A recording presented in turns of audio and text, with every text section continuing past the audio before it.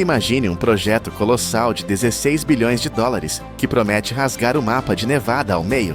A ideia é insana: bombear a água do Oceano Pacífico, erguê-la sobre montanhas e afogar o deserto, criando um mar interior onde hoje só existe poeira. Engenheiros dizem que é a salvação, mas a história grita um alerta terrível. Tentar criar um oceano onde a natureza proibiu pode gerar não um paraíso, mas uma bomba tóxica de proporções bíblicas. Estamos prestes a realizar o maior feito da engenharia ou a cometer o erro mais fatal da história? Para compreender a verdadeira dimensão e o perigo deste novo plano, precisamos caminhar sobre os ossos dos projetos que vieram antes. O oeste americano não é apenas um lugar no mapa, é um cemitério de ambições humanas que tentaram e falharam quebrar a vontade do clima. Nevada é uma terra implacável. Aqui caem apenas 17 centímetros de chuva por ano. É uma quantidade tão insignificante que a água evapora antes mesmo de ter a chance de molhar a terra seca. É um lugar onde a sede é eterna, mas o ser humano nunca aceitou esse veredito da natureza. Na década de 1960, engenheiros desenharam algo que parecia sair de um delírio de grandeza: a Aliança de Água e Energia da América do Norte, conhecida pela sigla NAWAPA. Se você acha que as construções de hoje são grandes, pense novamente. A NAWAPA faria as pirâmides do Egito parecerem brinquedos de criança. O plano envolvia 369 componentes individuais massivos. Estamos falando de barragens de concreto armado que tocariam as nuvens, estações de bombeamento com a potência de reatores nucleares e túneis escavados através da espinha dorsal das montanhas rochosas. A ideia era sequestrar rios inteiros no Alasca e no Canadá, águas geladas e selvagens, e forçá-las a fluir para o sul, contra a geografia, para alimentar 35 estados americanos e o México. A extensão total dessa encanamento continental seria de 12.800 quilômetros. Para que você sinta o peso desse número, é a mesma distância de Londres, na Inglaterra, até Pequim, na China. Mas não seria uma estrada de asfalto, seria um rio artificial de aço e concreto. O custo, ajustado para hoje, ultrapassaria qualquer orçamento racional. Era um tempo em que acreditávamos que podíamos dobrar o planeta à nossa vontade, mas o projeto colapsou. A política, o custo e a impossibilidade física mataram o gigante antes que ele nascesse, deixando Nevada com seus planos empoeirados e sua areia ardente. No entanto, a necessidade de água não desapareceu. Ela apenas ficou mais desesperada. E onde a força bruta das barragens falhou, a tecnologia do século XXI promete uma vingança silenciosa. A velha estratégia de trazer água do norte morreu. O novo plano é muito mais radical. Não vamos buscar água doce, vamos fabricá-la. O plano atual propõe algo que desafia a intuição: beber do Oceano Pacífico. Mas o oceano é veneno para a agricultura e para a vida terrestre. Ele é salgado, corrosivo e pesado. A solução proposta é uma maravilha da força industrial moderna: a osmose reversa em escala titânica. Imagine uma parede de membranas, filtros tão finos que nem bactérias conseguem passar. Agora imagine bombas gigantescas empurrando a água do mar contra essas paredes com uma pressão esmagadora, centenas de vezes maior que a atmosfera da Terra. O sal fica de um lado, a água pura sai do outro. Não é mágica, é força bruta, aplicada a nível molecular. Mas purificar a água na costa da Califórnia é a parte fácil. O verdadeiro pesadelo logístico é mover essa massa líquida para o interior. A água é pesada. 1 metro cúbico pesa 1 tonelada. E o projeto quer mover bilhões de toneladas. O traçado proposto aproveita as cicatrizes antigas da Terra, leitos de rios que secaram há milhares de anos e corredores de infraestrutura ao longo da rodovia 95. A engenharia vai adicionar 500 metros de novos canais de concreto e aço, artérias artificiais pulsando no deserto. O objetivo é inundar vales gigantescos como Big Smoke e Monitor. O mapa de Nevada mudaria para sempre. Onde hoje você vê planícies brancas de sal e rocha, veria ondas azuis. O projeto promete criar 965 milhas quadradas de superfície de água. É um mar interior fatiando o deserto. Mas aqui a física cobra seu preço. Para levar 317 bilhões de galões de água do nível do mar até os planaltos de Nevada, é preciso vencer a gravidade. A água precisa subir 1.000 metros de altura. A energia necessária para operar essas bombas é estonteante, 6 gigawatts. Para colocar isso em perspectiva, isso é mais potência do que a maior usina nuclear dos Estados Unidos produz. É uma quantidade de energia capaz de iluminar cidades inteiras, mas aqui ela seria usada apenas para fazer a água subir a montanha. De onde viria essa energia? A resposta brilha cegamente sobre nossas cabeças. O sol de Nevada e da Califórnia é implacável, e o plano é cobrir quilômetros de deserto com painéis solares para alimentar as bombas. Mas a conta de luz não é o único custo. Existe um segredo sujo na dessalinização, que os engenheiros transformaram na chave de ouro do projeto. Quando você espreme a água do mar para tirar água doce, sobra um resíduo. Para cada litro de água pura, você gera meio litro de salmoura. E não pense em água salgada comum. É um lodo químico denso, viscoso e tóxico para a vida marinha se for devolvido ao oceano. É um concentrado da tabela periódica. Historicamente, essa salmoura era lixo, um problema caro. Mas neste projeto, a visão sofreu uma mutação genial e gananciosa. Eles não olham para a salmoura como esgoto. Eles a veem como minério líquido. Dentro desse líquido grosso e pesado, flutuam átomos de magnésio, boro e o mais importante de todos, lítio, o ouro branco, o combustível que alimenta seu celular, seu carro elétrico e o futuro da energia global. O projeto propõe transformar as estações de tratamento em mineradoras químicas. A salmoura seria processada e o lítio extraído.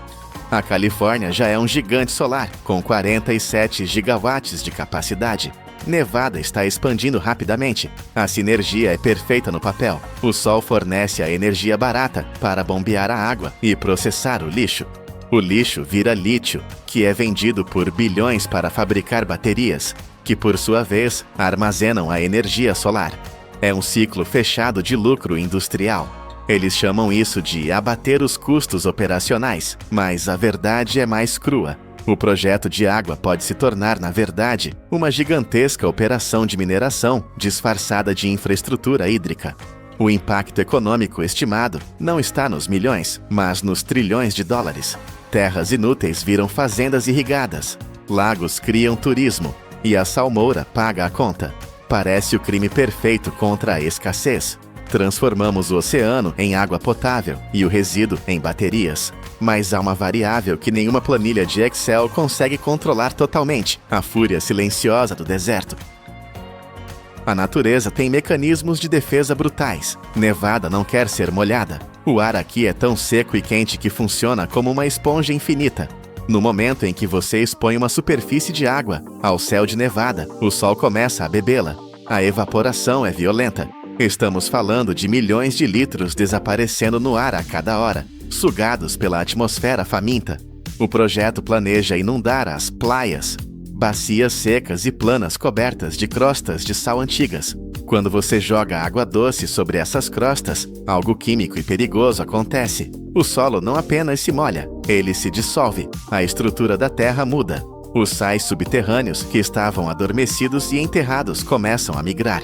Eles sobem através da umidade capilar até a superfície. O resultado é uma armadilha. A água evapora rapidamente sob o calor de 45 graus, deixando para trás não apenas o sal original, mas novos cristais finos, misturados com minerais pesados. E então vem o vento. O vento de Nevada é lendário. Ele pega esse pó fino, agora carregado de química concentrada, e o lança na atmosfera. Criamos o risco de tempestades de poeira tóxica, que podem viajar por centenas de quilômetros, cegando cidades e envenenando pulmões. E não é apenas a geologia que sofre, a biologia entra em colapso. No Vale de Amargosa, existe uma criatura minúscula que carrega o peso de toda uma era geológica, o Amargosa pupfish. É um peixe pequeno, resistente, que sobreviveu isolado em poças quentes desde a última era do gelo. Ele não existe em nenhum outro lugar do universo. Se o nível do lençol freático mudar, se a química da água alterar 1 milésimo, essa espécie desaparece instantaneamente. Além disso, criar lagos artificiais é um convite para o caos. Coiotes, guaxinins e aves predadoras seriam atraídos para esses oásis, dizimando a fauna local que não tem defesa contra eles. Mosquitos portadores de doenças encontrariam novos criadouros perfeitos. O deserto é um sistema equilibrado, no fio da navalha. Tentar transformá-lo em um jardim úmido é como tentar consertar um relógio suíço com uma marreta. E nós já vimos o que acontece quando a marreta acerta o alvo. Não precisamos imaginar o desastre. Ele já existe. Ele tem nome e endereço. Fica na Califórnia e se chama Mar de Salton. É o maior erro de engenharia do século XX, um monumento fétido à arrogância humana. Em 1905, engenheiros tentaram desviar água do Rio Colorado para a irrigação. Uma enchente rompeu as defesas e, por 2 anos inteiros, toda a força do Rio Colorado despejou água em uma depressão no deserto. Nasceu um mar acidental. No início, parecia um milagre. Nos anos 50, o Mar de Salton era a Riviera do deserto. Estrelas de Hollywood atracavam seus iates lá. A água era azul e vibrante. As pessoas nadavam, pescavam e compravam casas na orla. Mas era uma ilusão. O lago não tinha saída. A água entrava, mas a única forma de sair era evaporando. Ano após ano, a água ia embora, mas o sal ficava. E não só o sal. Os pesticidas das fazendas vizinhas, os fertilizantes, o esgoto tratado, tudo se acumulava naquela bacia fechada. O paraíso apodreceu. Hoje, a salinidade do Mar de Salton é o dobro da do Oceano Pacífico. Quase nada consegue viver lá. As margens não são de areia branca. São feitas de ossos triturados de milhões de peixes e cracas que morreram sufocados em eventos de anoxia, quando a água perde todo o oxigênio sob o calor. O cheiro é insuportável, uma mistura de ovos podres e decomposição que em dias quentes chega até Los Angeles. Mas o horror real acontece quando a água recua.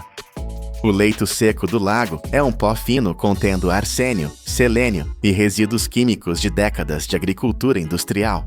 Quando o vento sopra, essa poeira venenosa é lançada sobre as comunidades pobres que vivem ao redor. As crianças lá têm as maiores taxas de asma da região. Sangramentos nasais e problemas respiratórios são rotina.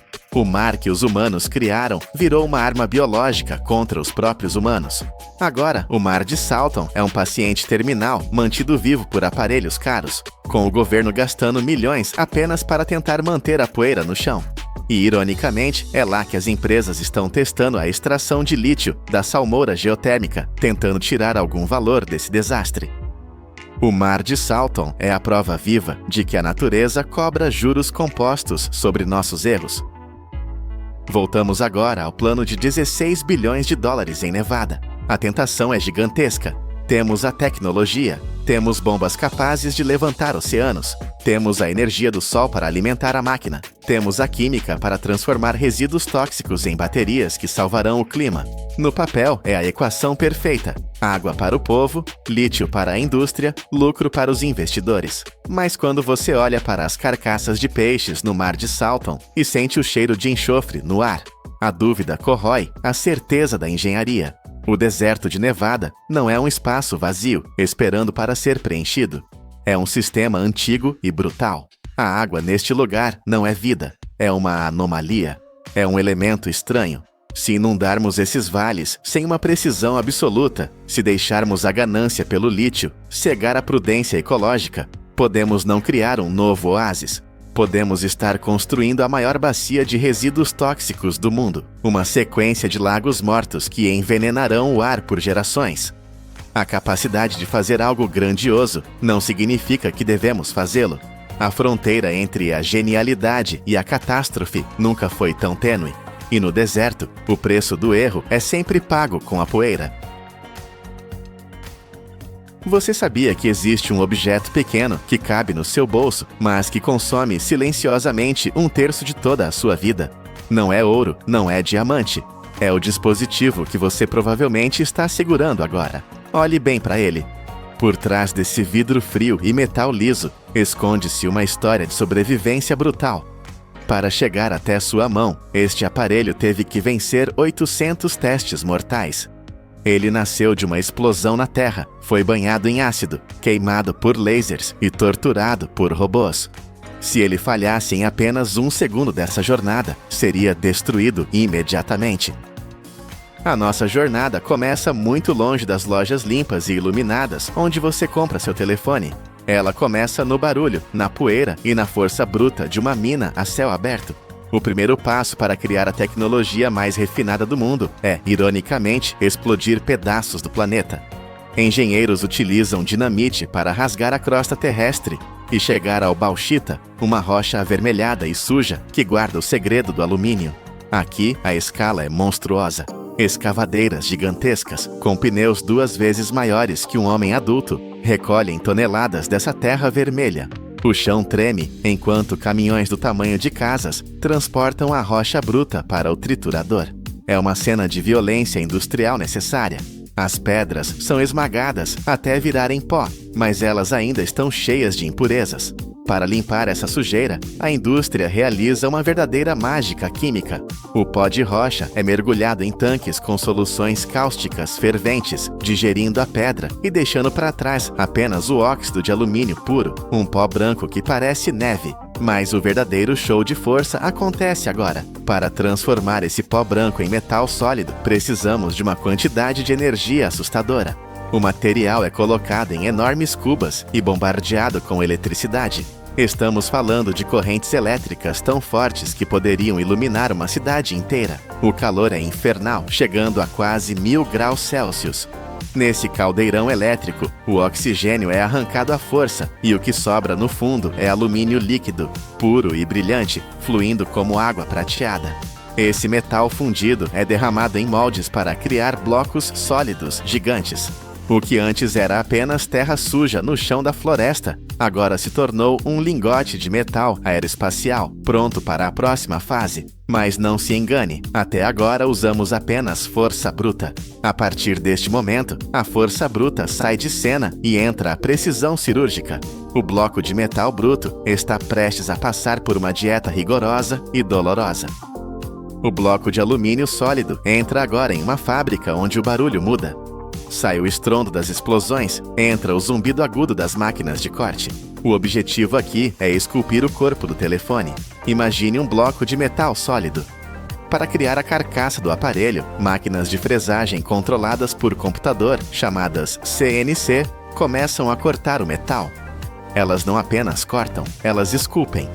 As lâminas giram a dezenas de milhares de rotações por minuto, removendo o excesso de material com uma precisão que o olho humano não consegue nem enxergar. É como ver um artista esculpindo em mármore, mas na velocidade da luz. No entanto, há um problema perigoso aqui, o atrito. Quando o metal é cortado nessa velocidade, ele gera um calor intenso. Se esse calor não for controlado, o alumínio pode entortar ou deformar, e todo o trabalho estaria perdido. Para combater isso, a área de corte é inundada constantemente com um líquido refrigerante. É como uma cachoeira contínua que mantém o metal frio enquanto ele é violentado pelas lâminas. O processo transforma um bloco pesado em uma estrutura leve e elegante. Mais de 90% do metal original é removido e reciclado, deixando apenas o esqueleto perfeito do dispositivo. Depois do corte, a superfície ainda está áspera. Ela passa por um processo de jato de areia microscópico para ganhar aquela textura fosca e suave que você sente ao tocar. Em seguida, vem a anodização, um banho elétrico que cria uma camada protetora colorida, fundindo a cor ao próprio metal para que ela nunca descasque. Agora temos um corpo perfeito. É forte, é bonito, é frio ao toque. Mas, por enquanto, é apenas um pedaço de metal morto. Ele não pensa, não vê e não ouve. Para dar vida a esse corpo, precisamos viajar para o lugar mais limpo da Terra e fabricar o cérebro da máquina. Deixamos o chão de fábrica úmido e barulhento para entrar em um mundo de silêncio e pureza absoluta. Estamos nas salas limpas. Aqui, o ar é 1000 vezes mais limpo do que em uma sala de cirurgia de hospital. Os funcionários vestem trajes que cobrem o corpo inteiro, parecendo astronautas, porque o maior inimigo agora é você. Uma única escama de pele humana, um fio de cabelo ou uma partícula de poeira invisível pode destruir todo o processo. Se uma poeira pousar no chip durante a fabricação, é como se uma pedra gigante caísse em uma rodovia. O trânsito de informações para e o chip morre. A tecnologia usada aqui é a litografia extrema. Máquinas que custam centenas de milhões de dólares usam luz ultravioleta invisível para imprimir o cérebro do telefone. Mas elas não imprimem com tinta, elas imprimem com luz e sombra sobre discos de silício, que é basicamente areia purificada ao extremo. A escala é alucinante. Estamos desenhando estradas para a eletricidade, que são milhares de vezes mais finas que um fio de cabelo. Em um pedaço de silício do tamanho da sua unha, essas máquinas conseguem colocar bilhões de transistores. Imagine toda a população do planeta Terra espremida em um selo de carta. Essa é a densidade de um processador moderno. Cada um desses bilhões de interruptores minúsculos precisa funcionar perfeitamente, ligando e desligando bilhões de vezes por segundo. É aqui que a areia se torna inteligência.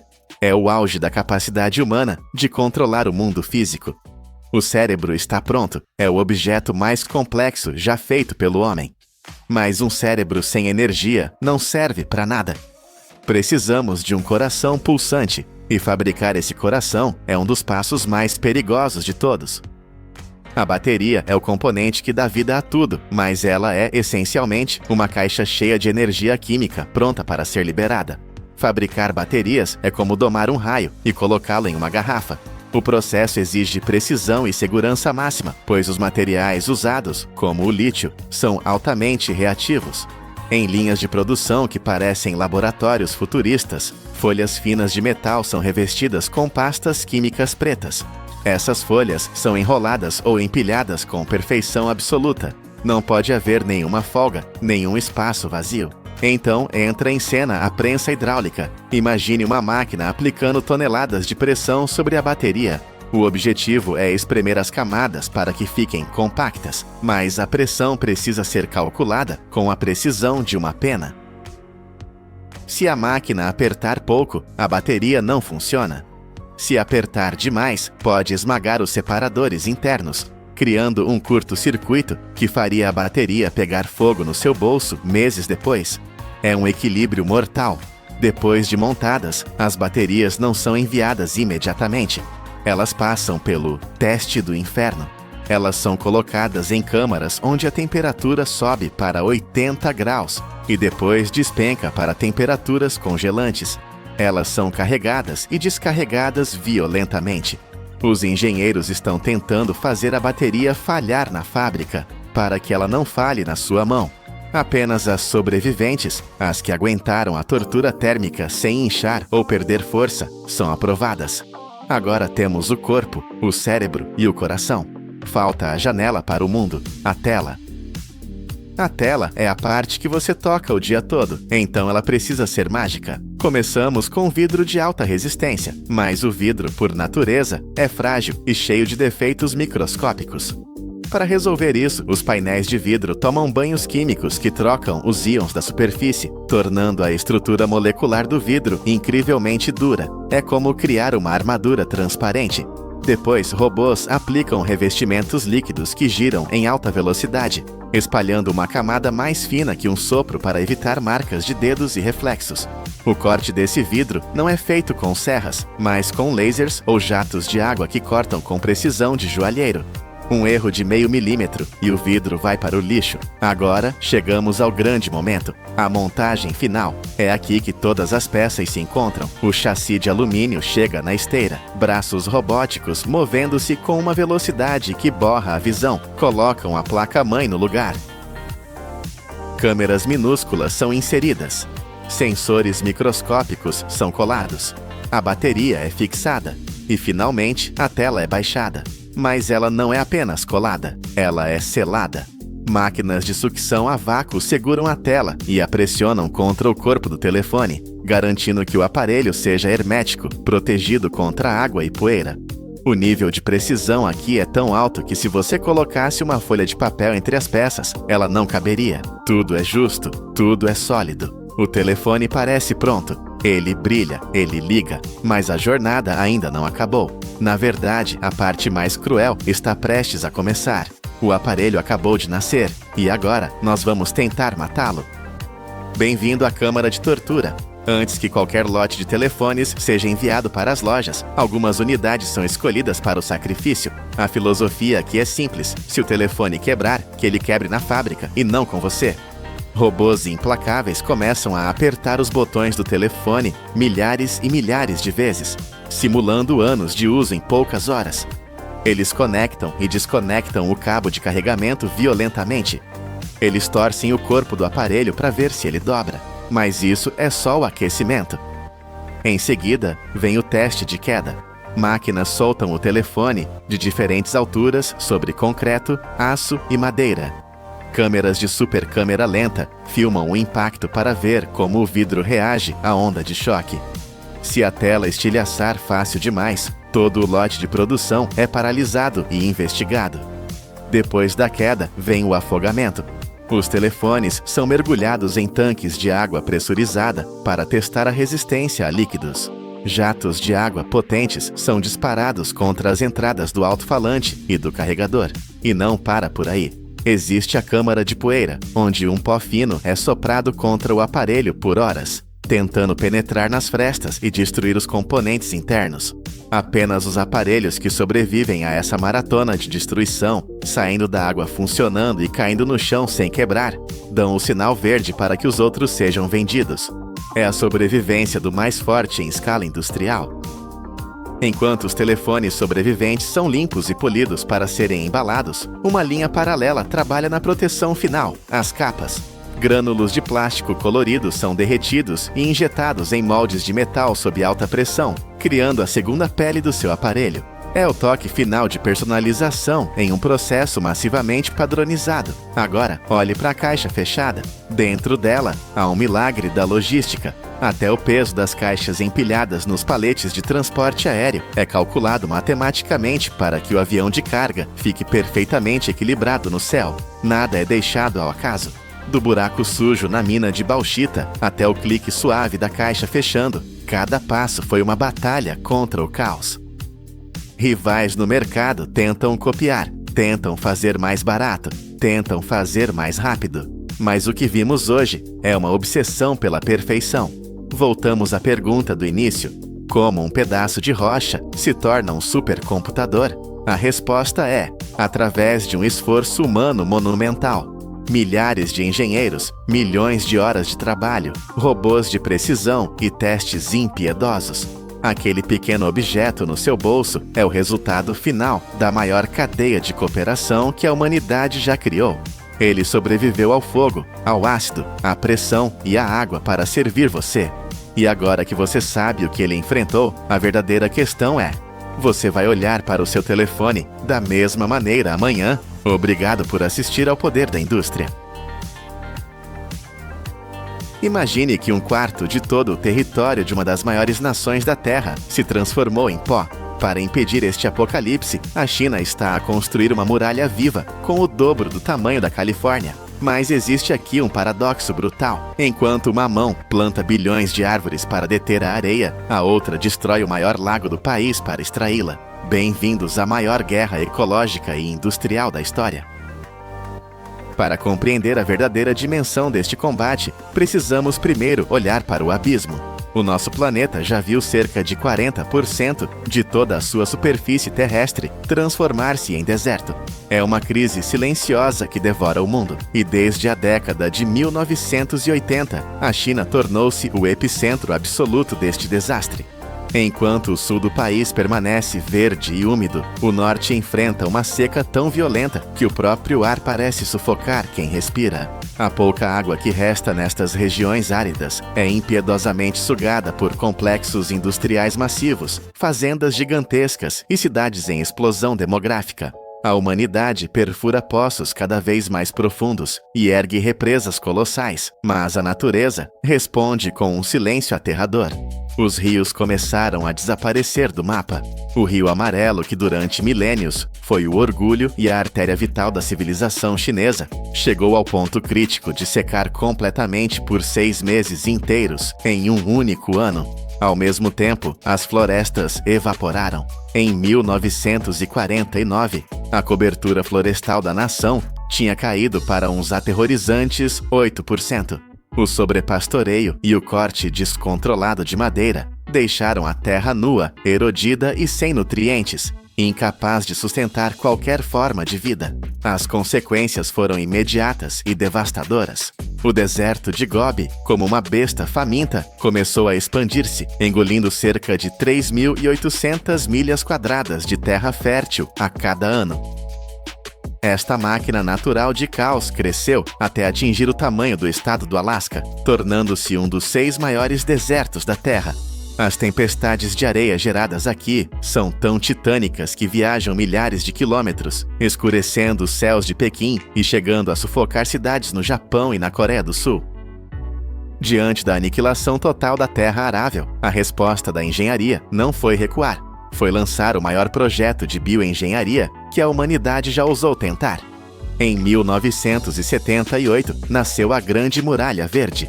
O objetivo era simples, mas tecnicamente insano: transformar a terra morta em um escudo vivo. O apelido Grande Muralha de Árvores não é um exagero. É uma descrição literal de uma barreira destinada a travar o vento e a areia. Mas como se planta uma floresta no inferno?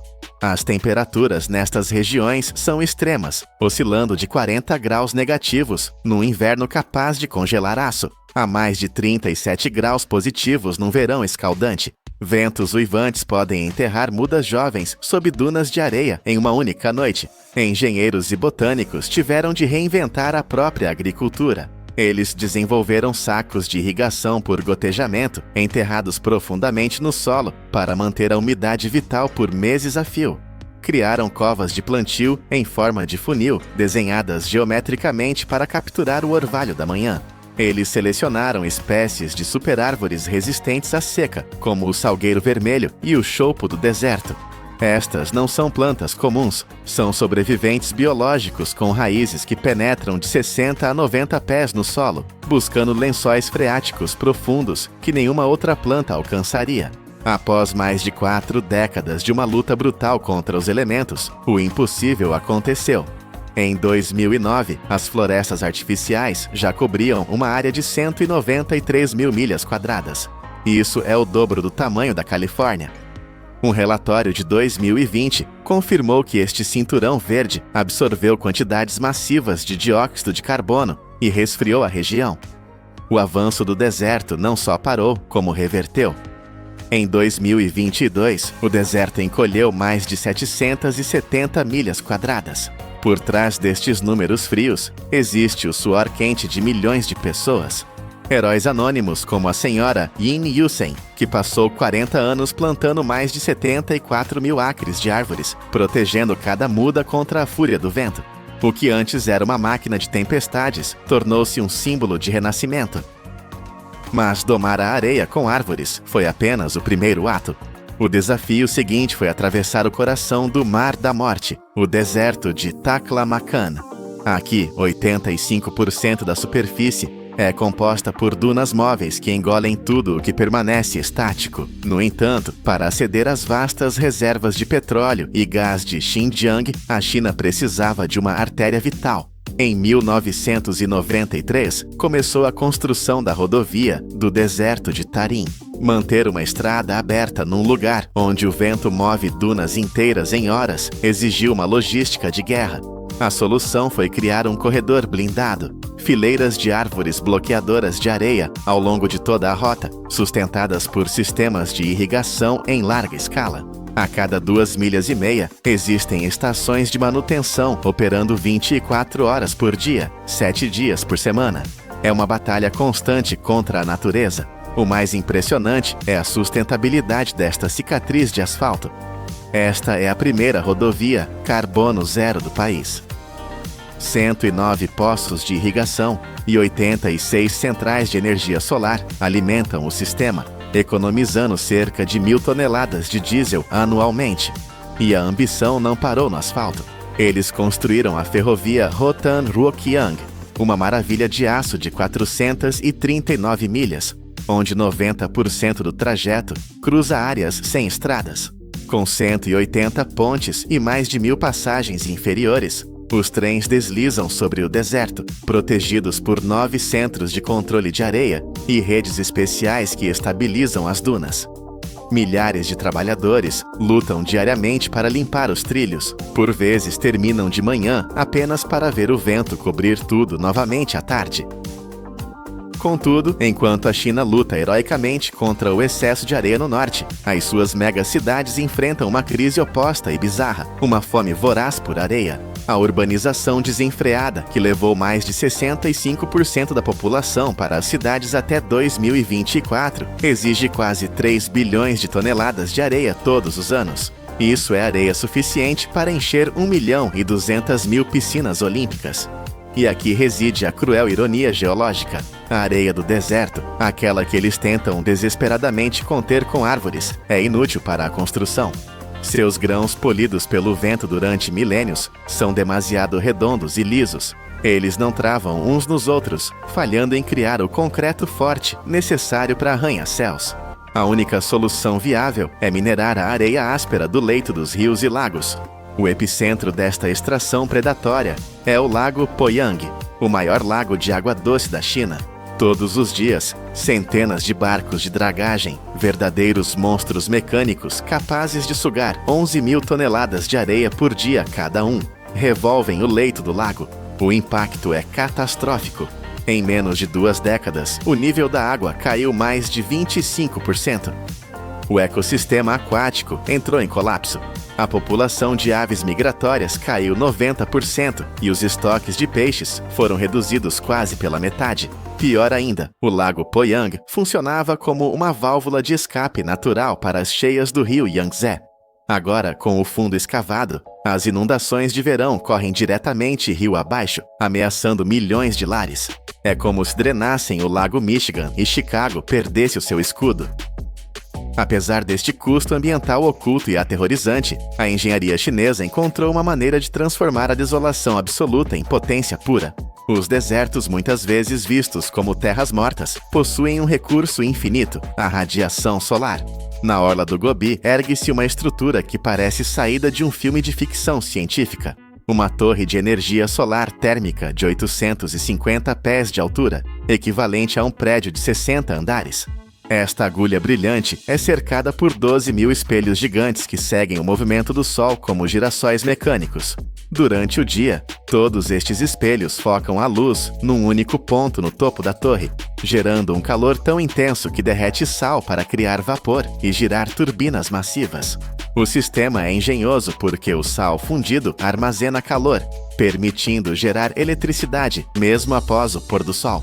Esta única usina produz 390 milhões de kWh por ano, o suficiente para abastecer quase 100.000 casas americanas. Já no deserto de Kubuki, a visão aérea revela algo ainda mais espetacular e artístico. 196.000 painéis solares, dispostos no formato de um cavalo a galope, cobrindo mais de 15 milhões de pés quadrados.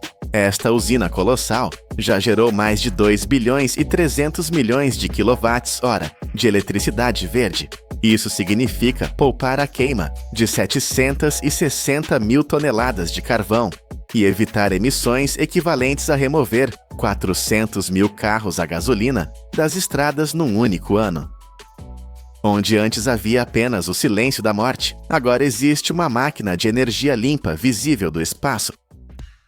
A guerra contra a areia está longe de terminar, mas as armas estão mudando. A meta para 2050 é criar um anel verde contínuo ao redor de todo o norte, expandindo as florestas por 137 mil milhas quadradas. Isso é uma área do tamanho do Novo México e Arizona combinados. Mas o futuro não depende apenas de paz e força bruta.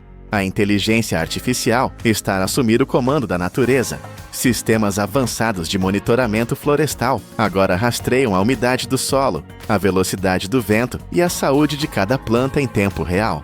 A irrigação inteligente, alimentada por aquela mesma energia solar do deserto, entrega a quantidade exata de água automaticamente a cada setor, garantindo que as mudas sobrevivam mesmo nas secas mais longas. Imagine um exército de árvores cuidado por um cérebro digital. Além disso, as fileiras de choupos e salgueiros criaram um novo cinturão econômico.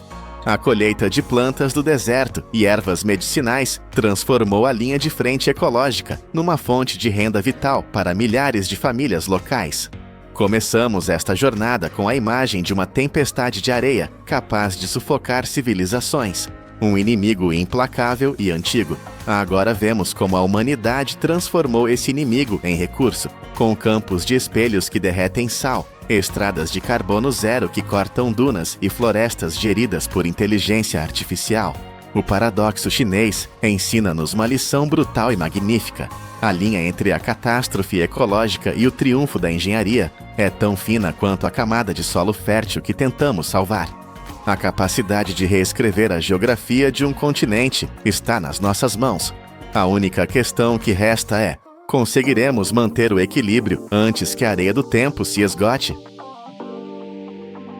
O Canadá construiu o que é, sem dúvida, a artéria de asfalto mais monstruosa do planeta.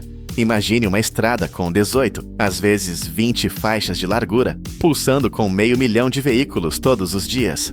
Mas este gigante não é um símbolo de triunfo, é um símbolo de paralisia. Ele queima 56 bilhões de dólares todos os anos em fumaça e tempo perdido. Para salvar a economia, os engenheiros propuseram um plano que parece saído de um filme de ficção: enterrar um rio de aço de 50 quilômetros de extensão bem debaixo da cidade. O custo? 130 bilhões de dólares. Será este o projeto que salvará a América do Norte ou a maior armadilha financeira da história? Para entender por que alguém consideraria gastar uma fortuna tão inimaginável, você precisa primeiro sentir o desespero que reina na superfície. A rodovia 401 não é apenas uma estrada, é a espinha dorsal de toda a economia canadense. Estendendo-se por 828 quilômetros, desde a ponte Ambassador, em Detroit, até a fronteira de Quebec, ela carrega o peso de uma nação. Quando foi inaugurada em 1953, era uma via modesta de 2 pistas, prometendo liberdade e velocidade. Mas o progresso tem um apetite insaciável. Em apenas uma década, ela inchou para 12 pistas. Hoje, em Toronto, ela se expandiu para 18 ou 20 faixas, tornando-se um dos gargalos mais notórios de todo o continente norte-americano. O trecho entre Ranford Drive e a rodovia 427 vê um volume de tráfego que supera as lendárias e caóticas autoestradas de Los Angeles e Atlanta. Estamos falando de 500 mil veículos, dia após dia, lutando por cada metro de asfalto. Imagine a cena na hora do rush. Um oceano de luzes de freio vermelhas, estendendo-se até onde a vista alcança. Motores queimando combustível inutilmente, motoristas presos em gaiolas de metal. O custo dessa imobilidade é astronômico. Caminhões parados significam fábricas paradas. A região da Grande Toronto perde 44,7 bilhões de dólares canadenses anualmente apenas devido a esse congestionamento. Se olharmos para toda a província de Ontário, o número salta para 56,4 bilhões. 60% de todas as mercadorias que viajam por caminhão entre o Canadá e os Estados Unidos passam por aqui. Isso representa 2,7 bilhões de dólares em produtos diariamente. Um único acidente, um único caminhão tombado, pode paralisar linhas de montagem em Detroit e esvaziar prateleiras em Ontário. E há o custo humano e ambiental. Cada caminhão em marcha lenta emite quase 8 kg de dióxido de carbono por hora. E no trecho conhecido como Beco da Carnificina, entre Windsor e London, a neblina e a velocidade já causaram desastres horríveis, incluindo um engavetamento de 100 carros em fevereiro de 2025. Quando não há mais espaço para crescer para os lados, a única opção que resta é cavar fundo. Diante desse cenário apocalíptico, o governo de Ontário ressuscitou uma ideia que é tão ambiciosa quanto aterrorizante: construir um túnel contínuo de 50 quilômetros sob a cidade mais densamente povoada do país. Não estamos falando de um simples buraco no chão. O plano técnico prevê uma estrutura que desafia a engenharia moderna. Imagine um complexo subterrâneo de 3 andares, um verdadeiro bolo de camadas feito de concreto reforçado e aço. Um nível seria dedicado exclusivamente ao tráfego que flui para o leste. Outro nível, isolado, levaria os veículos para o oeste. E o terceiro nível, talvez o mais crucial, seria reservado para o peso pesado, caminhões de carga e transporte público. A ideia é conectar Brampton e Mississauga, no oeste, a Markham e Scarborough, no leste, criando uma via expressa que ignora completamente o caos da superfície. O primeiro-ministro Doug Ford já colocou este projeto na lista de prioridades nacionais, buscando aprovações ambientais aceleradas. Para realizar essa façanha, seriam necessárias máquinas perfuradoras de túneis, as TBMs, verdadeiros vermes mecânicos de centenas de toneladas que mastigam rocha sólida e deixam para trás um tubo de concreto acabado. Mas desenhar isso em um plano digital é fácil. A realidade física de perfurar sob arranha-céus, bairros residenciais antigos e infraestrutura existente é um pesadelo logístico. Estamos falando de uma cirurgia invasiva no coração geológico de uma metrópole viva, onde um erro de cálculo pode ter consequências catastróficas. Para compreender a verdadeira escala do desafio, precisamos olhar para além das fronteiras do Canadá. A história da engenharia global está repleta de lições duras sobre túneis. O Eurotúnel, que conecta o Reino Unido à França, tem uma extensão semelhante de 50 quilômetros. Mas há uma diferença crucial. Ele transporta apenas trens elétricos. Mesmo assim, para garantir a segurança, foi necessário construir 3 tubos separados para ventilação e evacuação. Agora, imagine um túnel rodoviário dessa extensão, cheio de carros e caminhões emitindo calor e gases de escape. A necessidade de sistemas de ventilação seria monumental. Como você troca o ar de 50 km de subsolo sem criar chaminés tóxicas em toda a cidade? Olhemos para o Japão, uma nação conhecida por sua proeza técnica. O túnel Yamachi em Tóquio tem apenas 18 quilômetros, menos da metade do que Toronto propõe. Ainda assim, os engenheiros japoneses levaram mais de 20 anos para concluí-lo. Se o Japão precisou de 2 décadas para 18 quilômetros, quanto tempo Toronto levará para 50? Na Austrália, o túnel North Connex de Sydney, com apenas 9 quilômetros, exigiu torres de exaustão enormes para dissipar a poluição, gerando protestos dos moradores. Na Índia, o túnel Zojila requer saídas de emergência a cada 250 metros. Aplicar esses padrões de segurança sobre Toronto significaria construir milhares de poços de acesso, sistemas de supressão de incêndio e salas de pânico subterrâneas. A densidade de tecnologia necessária para manter as pessoas vivas e seguras a 30 metros de profundidade é algo que raramente foi tentado nessa escala em um túnel rodoviário urbano. Essa complexidade técnica nos leva diretamente ao aspecto mais chocante de todo o projeto: o preço. Projetos de túneis têm uma reputação notória de estourar orçamentos. Em Ottawa, um estudo para um túnel minúsculo de 3 quilômetros custou milhões e o projeto explodiu para 2 bilhões antes de ser cancelado. Em Seattle, o túnel SR-99, de apenas 3 quilômetros, custou 3,3 bilhões de dólares e sofreu anos de atrasos quando a máquina perfuradora quebrou no subsolo. Agora, aplique essa matemática ao monstro de Toronto. As estimativas iniciais mais conservadoras sugerem que apenas 10 quilômetros custariam 1,7 bilhões de dólares. Quando você extrapola isso para a extensão total de 50 quilômetros e adiciona a complexidade dos 3 níveis, o custo total estimado atinge a marca vertiginosa de 90 bilhões de dólares americanos. Se incluírem linhas ferroviárias como prometido, a conta pode subir para 130 bilhões. Para colocar isso em perspectiva, esse valor é comparável a todo o orçamento anual de defesa do Canadá. É dinheiro suficiente para construir mais de 100 hospitais de última geração. E o tempo? Especialistas preveem que, no melhor cenário, a construção levaria de 15 a 20 anos. Estamos falando de 2 décadas de obras. Tentar acelerar o processo exigiria comprar mais máquinas perfuradoras, cada uma custando cerca de 150 milhões de dólares. E mesmo com todo o dinheiro do mundo, a geologia é imprevisível. Uma máquina quebrada, um lençol freático inesperado ou uma falha na rocha podem paralisar o trabalho por meses, enquanto o medidor de custos continua girando furiosamente. Mas o custo financeiro é apenas metade da história. O custo físico para a região seria devastador.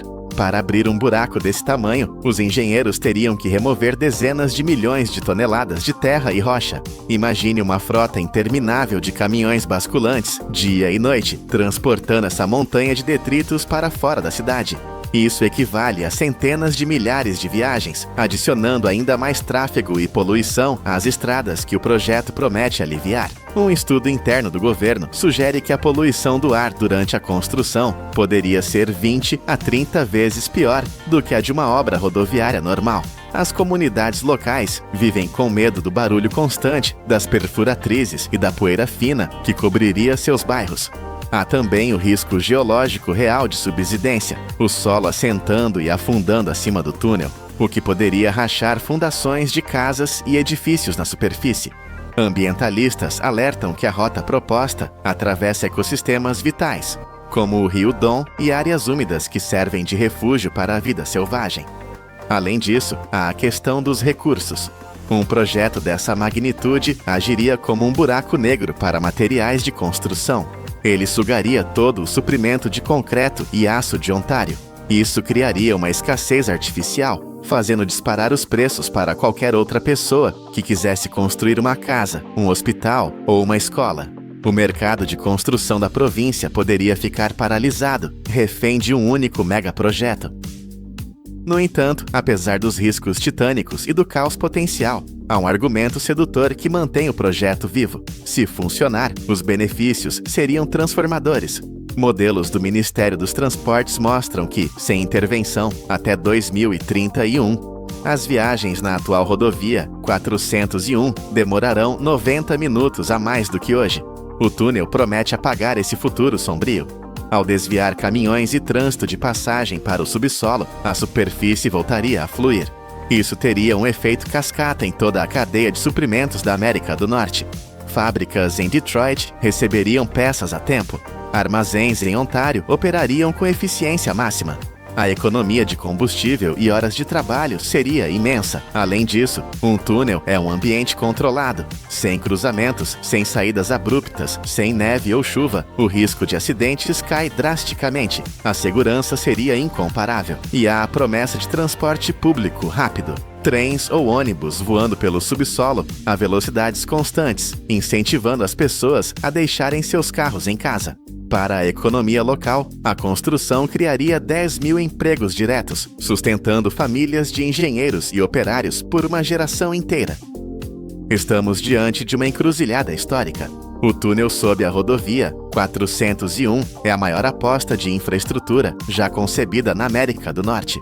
Se for bem-sucedido, será uma maravilha do mundo moderno, um novo padrão de eficiência que fará a Interestadual 95 parecer obsoleta. O Canadá terá resolvido seu maior problema logístico e garantido seu futuro econômico. Mas se falhar, se os custos dobrarem como tantos outros megaprojetos, ou se a construção se arrastar indefinidamente, Ontário herdará uma dívida que sufocará seus serviços públicos por décadas. Será um monumento inacabado à ambição desmedida. As máquinas ainda estão silenciosas. O solo ainda está intacto. Mas a decisão precisa ser tomada. Continuar sangrando bilhões no congestionamento ou arriscar tudo em uma visão subterrânea? A única certeza é que o preço de não fazer nada já se tornou alto demais para pagar. Imaginem um lugar onde o chão queima a 50 graus Celsius e a chuva é apenas uma lenda distante. Mais da metade deste país é composta por areia morta e rocha estéril. Pela lógica da natureza, a vida aqui deveria ser impossível. Mas, contra todas as probabilidades, este deserto produz 6 vezes mais comida por hectare do que as terras férteis da Europa. Como isso é possível? Eles transformaram a escassez absoluta na máquina de sobrevivência mais avançada da Terra. Bem-vindos à engenharia do impossível. Para entender o tamanho do milagre, primeiro precisamos olhar para o tamanho do problema. Estamos falando do deserto de Negev. À primeira vista, parece um cenário de outro planeta, hostil e implacável. Esta extensão de areia e pedra cobre 5.000 milhas quadradas. Pode não parecer muito em um mapa global, mas para Israel, isso representa mais de 60% de todo o território nacional. Imaginem viver numa casa onde mais da metade dos quartos está a pegar fogo. É exatamente isso que acontece aqui. O clima no Negev não perdoa. No verão, o calor é tão intenso que se torna fisicamente insuportável, com termômetros que disparam para quase 122 graus Fahrenheit. É o tipo de calor que evapora a esperança. E se você olhar para o céu, à espera de alívio, vai encontrar apenas o sol escaldante. Na parte sul deste deserto, a chuva simplesmente não existe. Durante o verão, é zero. Nada cai do céu. Mesmo no norte, onde a situação é considerada melhor, a chuva anual é ridícula, mal chegando a 2 polegadas nos meses secos. Para vocês terem uma ideia da brutalidade deste clima, até o famoso deserto do Saara, conhecido como um dos lugares mais secos do mundo, recebe o dobro da chuva que cai aqui. O terreno é um pesadelo logístico. Dunas de areia gigantescas erguem-se a 30 metros de altura, como ondas congeladas no tempo. Há crateras profundas e montanhas de poeira, onde pouca coisa cresce, apenas alguns arbustos secos e árvores baixas que lutam para não morrer. O país inteiro é pequeno, ocupando apenas o 148º lugar em área no mundo, e a maior parte dele é este terreno baldio. A maioria das nações olharia para este mapa e veria uma causa perdida. Mas aqui, a sobrevivência não é uma opção, é um mandato. Para transformar este inferno geológico num lar, os engenheiros tiveram de fazer algo radical. Tiveram de construir um sistema circulatório artificial para um país inteiro. A solução começou com uma das obras de canalização mais ambiciosas da história moderna. Se a água não vai ao deserto, o homem leva ao deserto a água.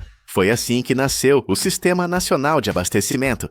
Não são apenas canos, é uma artéria de vida feita de aço e concreto, que percorre 80 milhas de norte a sul. Esta mega estrutura é composta por tubos gigantescos, onde caberia um carro, canais abertos, túneis escavados através de montanhas e reservatórios estratégicos.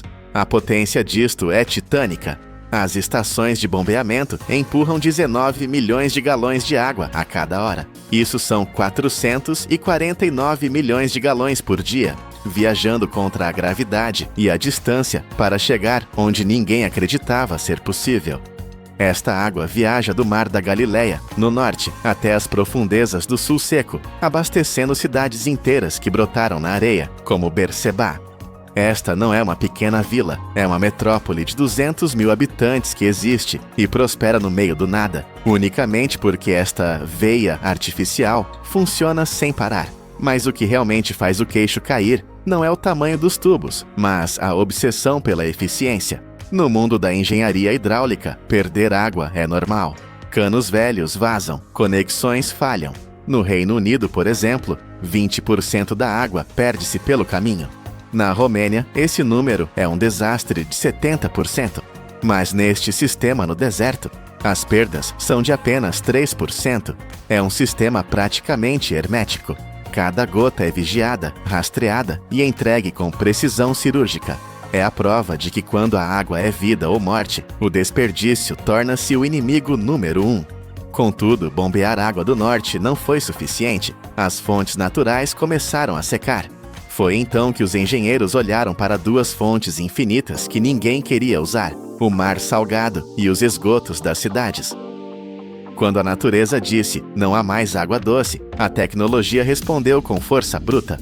O país virou-se para o mar Mediterrâneo. Eles construíram catedrais industriais de dessalinização, como a usina de Sorek.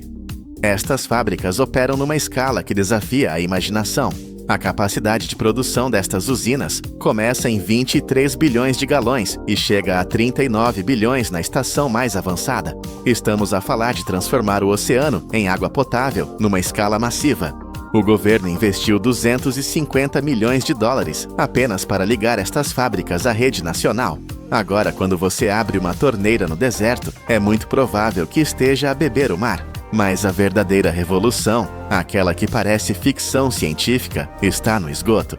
Pensem na água que sai do chuveiro, da máquina de lavar, da sanita. Na maioria do mundo, isso é lixo tóxico. Nos Estados Unidos, menos de 10% dessa água é reutilizada. Aqui, no meio do deserto, eles alcançaram um número que choca qualquer especialista. 87% de toda a água de esgoto é recolhida e purificada. É um número quase perfeito. Existem 67 grandes estações de processamento espalhadas pelo país.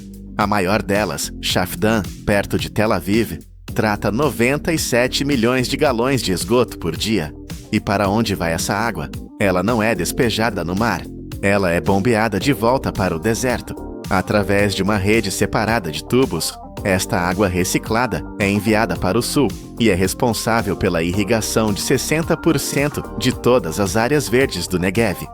O que era lixo numa cidade torna-se a salvação de uma floresta a quilômetros de distância. É um ciclo fechado onde nada se perde. E com esta água ressuscitada, eles decidiram fazer algo ainda mais audacioso: parar o movimento da própria terra. A água reciclada tornou-se a munição numa guerra contra a erosão. O deserto não é estático, ele move-se. As dunas avançam, engolindo tudo no caminho. Para parar a areia, o homem decidiu construir uma muralha, mas não de pedra, e sim de madeira. Esta é a floresta de Yatir. Não é uma floresta que nasceu sozinha. Foi plantada à mão, árvore por árvore, num esforço hercúleo. Esta mancha verde cobre 11 milhas quadradas na borda do deserto. É a maior floresta plantada da história do país, contendo uns incríveis 4 milhões de árvores. Se os humanos não tivessem intervindo, aqui haveria apenas arbustos baixos e poeira. Agora, 90% desta área é coberta por pinheiros de Alepo, uma árvore guerreira capaz de aguentar o clima seco. Mas por que gastar tanta água e esforço para ter árvores no deserto? Não é apenas para fazer sombra. Esta floresta é uma máquina biológica. Durante 15 anos de estudos, os cientistas descobriram que estas árvores absorvem tanto carbono da atmosfera quanto as florestas tropicais úmidas. Elas funcionam como uma armadilha gigante para o carbono, ajudando a limpar o ar do planeta. Além disso, as raízes seguram o solo e impedem que o deserto avance para o norte. É uma barreira viva. No entanto, a natureza luta sempre de volta. É uma batalha constante. As secas extremas da última década mataram entre 5% e 10% da floresta. Ovelhas e cabras tentam comer as mudas jovens. Mas a floresta permanece lá há 60 anos, como um monumento à teimosia humana. Se as árvores são o escudo, a agricultura é a espada que corta a fome. E o que eles fazem nas fazendas do Negev desafia qualquer manual de biologia. Vamos falar de comida. A imagem tradicional de uma fazenda é um campo verdejante com chuva constante. Aqui, a realidade é areia, sol e rocha. Mas os números de produção são assustadores de tão altos. Graças à tecnologia, a eficiência aqui humilha o resto do mundo. Vejamos os tomates. A média mundial de produção é de cerca de 50 toneladas por cada 2,4 acres. No deserto de Negev, eles produzem 300 toneladas na mesma área. Isso é 6 vezes mais comida no mesmo espaço. A história repete-se com as frutas cítricas. Enquanto a Europa produz 21 toneladas, aqui eles extraem 262 toneladas da terra seca. Eles cultivam de tudo: girassóis, melões, amêndoas e até algodão, uma das plantas que mais bebe água no mundo. Como? A resposta está debaixo da terra: a irrigação por gotejamento. Inventada aqui na década de 1950, esta técnica não desperdiça água inundando o campo. Ela entrega a água, gota a gota, diretamente na raiz da planta. Nenhuma gota toca na areia quente onde evaporaria. Mas o exemplo mais alucinante, aquele que faz você questionar a realidade, são os peixes. Sim, você ouviu bem. Eles têm fazendas de peixes no meio das dunas. Os geólogos descobriram aquíferos profundos, a 30 metros abaixo do solo, cheios de água salobra e quente, a cerca de 104 graus Fahrenheit. Essa água é inútil para beber, mas é perfeita para peixes tropicais como o barramundi. Estas fazendas produzem 2.000 toneladas de peixe por ano no meio do deserto. E a genialidade não para aí. A água onde os peixes nadam fica cheia de resíduos orgânicos dos animais. Em vez de filtrar e jogar fora, eles usam essa água suja, que na verdade é um fertilizante superpotente para regar olivais vizinhos. A árvore limpa a água, o peixe alimenta a árvore. É um sistema de ciclo fechado perfeito. Nada se perde. Mas para manter todas estas bombas, filtros e dessalinizadores a funcionar, é preciso uma quantidade colossal de energia. Felizmente, o deserto tem um recurso que nunca acaba: o Sol. A solução para a energia ergue-se do chão do deserto, como algo saído de um filme de ficção científica. Estamos a olhar para a central solar de Achalim. Esqueçam os painéis solares comuns que vocês veem nos telhados. Isto aqui é energia solar em esteroides. O coração deste complexo é uma torre central gigantesca, com 853 pés de altura. Até muito recentemente, era a torre solar mais alta do mundo. À volta desta torre, espalhados como fiéis a adorar um deus solar, estão 50.600 espelhos inteligentes chamados helióstatos. Cada um destes espelhos move-se sozinho, seguindo o Sol milimetricamente durante o dia. A função deles é refletir e concentrar todos os raios de Sol num único ponto no topo da torre. A luz é tão intensa que brilha como uma estrela na Terra. O calor concentrado lá em cima gera vapor a pressões extremas para girar turbinas massivas. A escala desta operação é monstruosa. Esta única torre gera 320 gigawatts-hora de energia por ano. Isso é suficiente para iluminar 120 mil casas e manter a agricultura do deserto a funcionar. E a melhor parte, graças à tecnologia térmica, esta usina consegue armazenar o calor. Isso significa que ela continua a gerar eletricidade a plena potência por mais 4 horas e meia depois do pôr do sol. É um farol de energia limpa, visível a quilômetros de distância, provando que o sol impiedoso do Negev não é uma maldição, mas sim uma bateria infinita à espera de ser ligada. Começamos esta viagem a olhar para um deserto brutal, onde a temperatura chega aos 50 graus e a chuva é um milagre. Terminamos a olhar para uma nação que lidera o mundo em eficiência hídrica e agricultura de precisão. O que aprendemos hoje é que o deserto de Negev não é apenas areia. É a prova física de que a escassez é o combustível mais poderoso para a inovação. Quando não há água, a engenharia inventa-a. Quando o solo é estéril, a tecnologia fala o florescer. Israel não apenas sobreviveu ao deserto, eles domaram-no. Se a humanidade consegue transformar areia morta em florestas e fazendas de peixes, que outros limites impossíveis estamos prontos para quebrar? A resposta está na próxima fronteira que a indústria decidir conquistar. Obrigado por assistir ao Poder da Indústria. O Saara não é apenas areia, é uma máquina de triturar geológica que avança para o sul, devorando a terra viva. Paredes de concreto e bilhões de dólares em tecnologia falharam em pará-lo.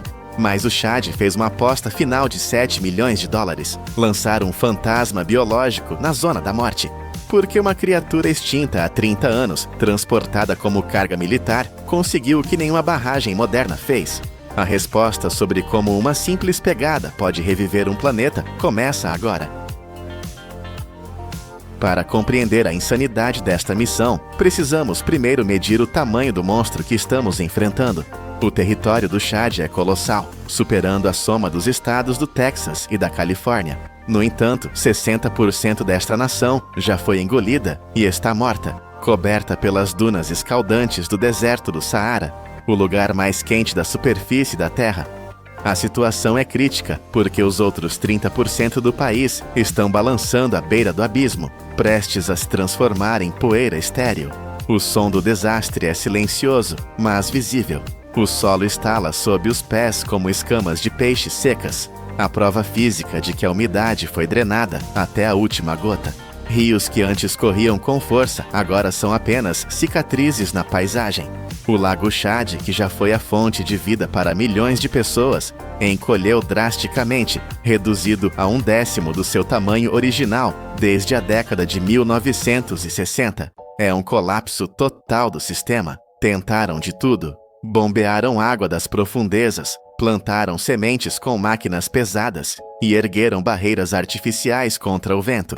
Cada projeto humano falhou contra a força bruta da natureza. O Saara continuou seu avanço, como um moedor gigante. Foi neste cenário de terra arrasada que os engenheiros perceberam que a força bruta mecânica não funcionaria. Eles precisavam de uma tecnologia que conhecesse o terreno, uma unidade autônoma capaz de operar onde o aço derrete e os motores falham. A solução não veio de uma fábrica, mas da evolução. Conheçam o Oryx de cimitarra. Aos olhos de um leigo, é um antílope com chifres curvos como espadas de guerreiros, mas sob a ótica da engenharia, ele é uma máquina biológica de precisão. Seu corpo é revestido por uma pelagem branca prateada, que funciona como um escudo térmico, refletindo a radiação solar brutal para longe de seus órgãos vitais, enquanto a maioria dos mamíferos entraria em colapso tentando se resfriar. O Oryx possui um sistema interno de regulação térmica que beira a ficção científica. Ele não transpira sob o sol de 46 graus Celsius. Em vez de perder água preciosa, ele simplesmente eleva sua temperatura corporal, operando em níveis de calor que matariam outros seres, conservando cada gota de fluido. Ele não precisa de estradas. Seus cascos largos são ferramentas de escavação, e seu nariz age como um sensor, vasculhando profundamente na areia em busca de raízes e tubérculos, as únicas fontes de água onde nada mais sobrevive. No entanto, essa maravilha tecnológica foi desativada pela ação humana. Caçados implacavelmente por seus chifres e carne e expulsos pela agricultura, os Oryx desapareceram do mapa. No ano 2000, a União Internacional para a Conservação da Natureza declarou a espécie oficialmente extinta na natureza. Sem eles, o escudo biológico do Saara caiu. Sem seus cascos para arar a terra, o solo selou, a grama morreu e a areia tomou conta. Para reverter o apocalipse, seria necessário reiniciar essa tecnologia perdida. O renascimento não começou no calor, mas no gelo. A operação de resgate teve início nos laboratórios de alta tecnologia do Instituto Smithsonian, nos Estados Unidos, onde a temperatura é mantida a menos 196 graus Celsius. Foi lá, em tanques de nitrogênio líquido, que o código genético foi preservado. Cientistas desenvolveram uma técnica revolucionária de inseminação artificial sem anestesia. Isso foi uma necessidade absoluta de engenharia, pois anestesiar um animal de 200 quilos sob estresse poderia causar um choque térmico fatal. Com essa nova tecnologia, a taxa de sucesso da reprodução subiu para mais de 70%. O esperma de 120 Oryx, armazenado no frio criogênico, viajou dos Estados Unidos, da França e de Abu Dhabi até o coração da África. Isso permitiu restaurar a diversidade genética para mais de 90% da população original, garantindo que os novos rebanhos não fossem cópias fracas, mas guerreiros robustos. Foi uma logística militar, cargas vivas voando milhares de quilômetros em aviões cargueiros, transportando a biologia de volta ao seu campo de batalha. O custo de transporte foi reduzido em 80% graças a essa biotecnologia, provando que a ciência moderna era a chave para destravar o passado. O local escolhido para o desembarque foi a reserva de Ouad Rimé Ouad Achim. Estamos falando de uma área colossal de 77 mil quilômetros quadrados, um terreno maior que a Irlanda inteira. 7 milhões de dólares foram investidos na primeira fase para construir estações, centros de monitoramento via satélite e campos de adaptação. Em março de 2016, os primeiros 21 Oryx pousaram em solo chadiano. Cada animal era uma peça de equipamento valiosa, equipado com um colar GPS de alta tecnologia, avaliado em mais de 2 mil dólares. Esses dispositivos transmitiam localização, frequência cardíaca e temperatura através da rede de satélites Iridium. Mas o deserto é uma fornalha que não perdoa erros de cálculo. A euforia inicial, marcada pelo nascimento do primeiro filhote 6 meses depois, logo se transformou em alerta vermelho. Em poucos meses, 1/3 dos animais havia perecido. O calor do Saara é impiedoso. Durante o dia, as temperaturas do solo sobem tanto que chegaram a queimar os componentes eletrônicos dos colares. O vento soprava a 49 graus Celsius. À noite, predadores como chacais arrastavam os filhotes enfraquecidos, deixando para trás apenas o sinal piscante do GPS sob o céu estrelado. A missão estava à beira do fracasso, mas a equipe técnica não recuou. Eles perfuraram poços artificiais com dezenas de metros de profundidade para trazer água à superfície. Eles moveram a zona de operação para o sul, onde a vegetação ainda resistia, e treinaram os animais para viverem à noite, evitando o sol letal. A taxa de sobrevivência subiu de 65% para 90%, e então o sistema começou a funcionar. Aqui entramos na matemática visual da terraformação. O que nenhuma máquina humana conseguiu fazer em escala, o Oryx fez apenas existindo. Tudo começa com a física de um casco. Quando um Oryx deita para descansar no calor de 49 graus, seu corpo pesado cria pequenas depressões, microbacias na areia. Pode parecer irrelevante, mas quando a chuva rara finalmente cai, essas covas seguram cada gota preciosa, impedindo que a água escorra ou evapore instantaneamente na superfície dura. Esses poços minúsculos tornam-se oásis microscópicos. O simples ato de caminhar com seus cascos largos quebra a crosta dura do solo seco, permitindo que a terra respire, que o ar penetre e que a umidade desça para as camadas profundas. É a aeração natural em escala industrial. E a eficiência continua. Cada rebanho é uma unidade móvel de semeadura. Sementes grudam na pelagem dos animais e caem quilômetros adiante. Um rebanho de apenas 30 cabeças pode espalhar 500 sementes por dia. Se apenas 5% delas criarem raízes, a paisagem muda. O esterco dos animais, rico em nitrogênio, fósforo e potássio, reintroduz nutrientes essenciais, alimentando micróbios e permitindo que as raízes se fixem. O ciclo da vida foi reiniciado pela presença de seus engenheiros originais. Os resultados desafiaram todas as projeções. De um início trágico, a população selvagem explodiu. Em 2023, mais de 350 Oryx haviam sido reintroduzidos, e a população total na natureza ultrapassou 500 cabeças, com mais de 150 nascimentos naturais. Esse sucesso forçou a União Internacional para a Conservação da Natureza a reescrever seus registros, mudando o status do Oryx de extinto na natureza para ameaçado, um feito histórico de reversão da extinção. Mas o impacto geográfico é ainda mais vasto. O sucesso no Chad ativou uma reação em cadeia em todo o norte da África. No Níger, a reintrodução começou em uma área de 37 mil milhas quadradas.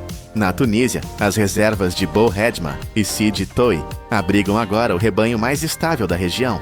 O objetivo para 2030 é reconectar todo o cinturão do Saara, permitindo que os Oryx migrem livremente através das fronteiras pela primeira vez em 50 anos. E em 2023, o Chad liberou 10 Addax, outro antílope raro, provando que o ecossistema está pronto para sustentar mais vida. 7 milhões de dólares, décadas de pesquisa em laboratórios congelados, satélites orbitando a Terra. Todo esse aparato tecnológico colossal foi mobilizado para devolver ao deserto algo incrivelmente simples, a marca de um casco na areia. Quando olhamos para os dados hoje, vemos o Saara recuando nestas áreas, não porque construímos barreiras de concreto, mas porque devolvemos ao sistema sua peça-chave. O Oryx não é apenas um sobrevivente, ele é a prova de que a tecnologia mais avançada para salvar o planeta não precisa ser inventada. Ela já existe há milhões de anos. A natureza não precisa que a salvemos com nossas máquinas. Ela só precisa que devolvamos suas próprias ferramentas para que ela possa curar a si mesma. O deserto está vivo novamente.